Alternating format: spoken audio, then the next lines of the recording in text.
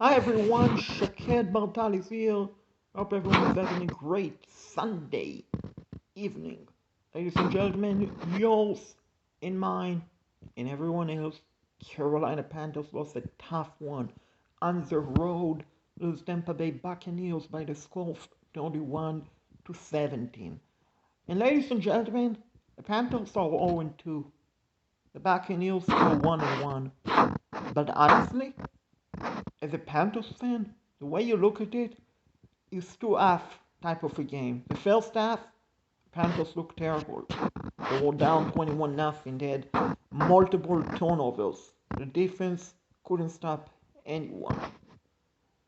They couldn't get any sort of pressure on Tom Brady. They couldn't stop the run. They couldn't stop the pass. In an offense, turnover after turnover, turnover after turnover by quarterback Teddy Bridgewater. And then the second half switch went on like that. And the Panthers came alive. First play, second half, Robbie, where is the bear? Anderson caught the ball, but he fumbled it. The Buccaneers recovered. And you thought, oh my gosh, Tampa Bay is about to go up on top 28-0, deep in Carolina territory. But the pressure by the Panthers, and they got into Brady, face Dante Action Jackson with the interception, 45-yard return, set up the Panthers in great field territory. And a couple of plays later, run CMC, because they cannot stop you. CMC score a touchdown, Carolina Panthers trending 21-7.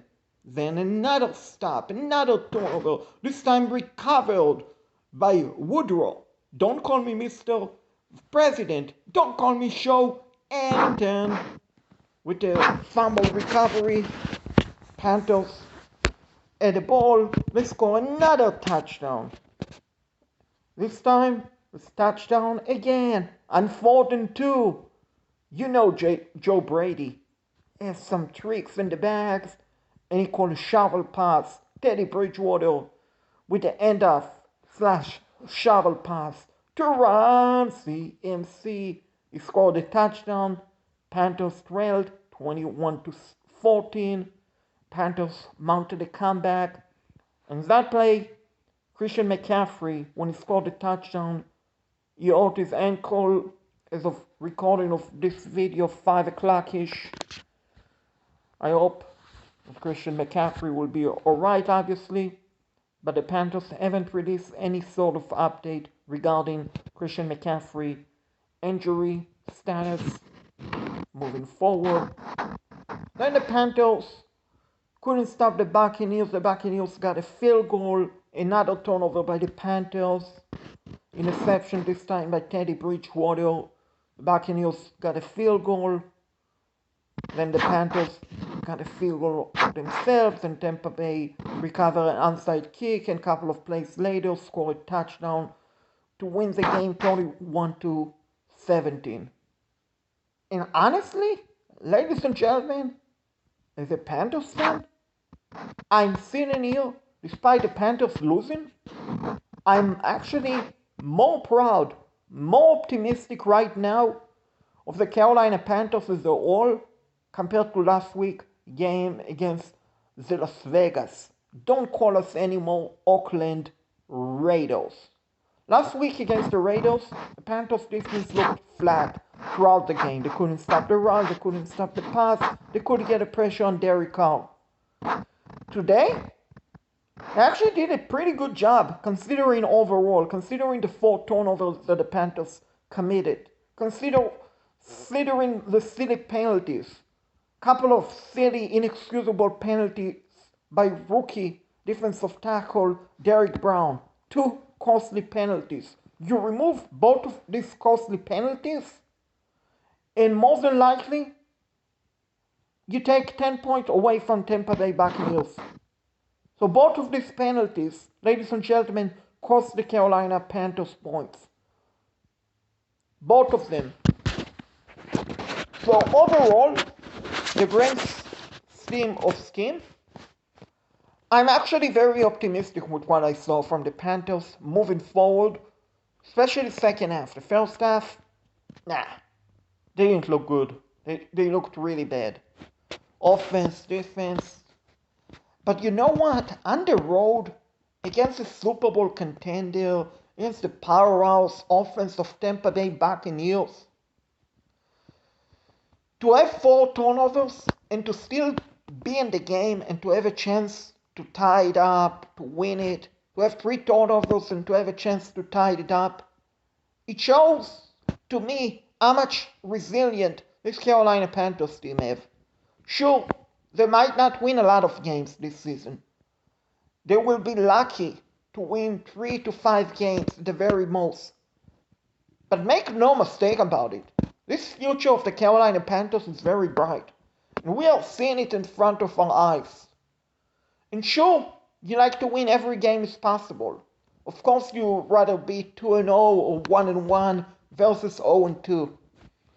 But this is learning process. This is learning curve for the Carolina Panthers. And what we saw today in the second half should give eye up and praise moving forward for the rest of the season. And like I state, the Panthers are not going to win many games. And as I quote Jim Mora, Senior, playoff? You talking about playoff? Don't talk about playoff. Playoff. I hope that we win a game, in another game, in another game.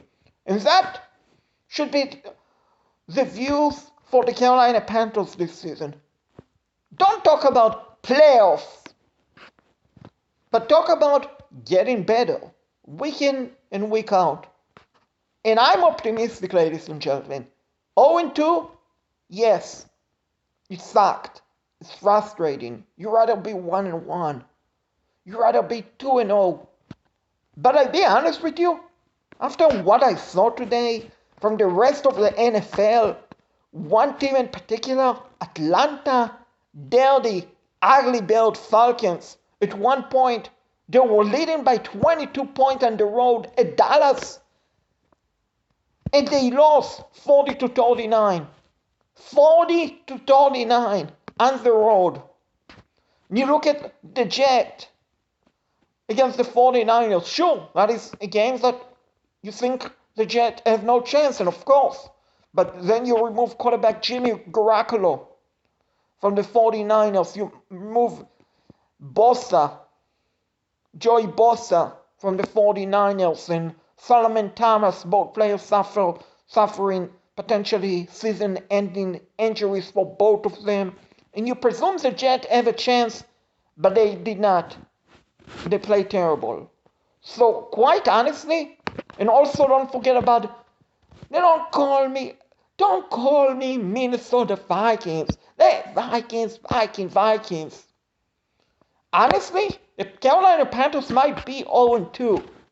And this apply to our friend at WFNC, Nick Wilson. We understand, he's a Browns fan. The Browns are 1-1. The Panthers are 0-2.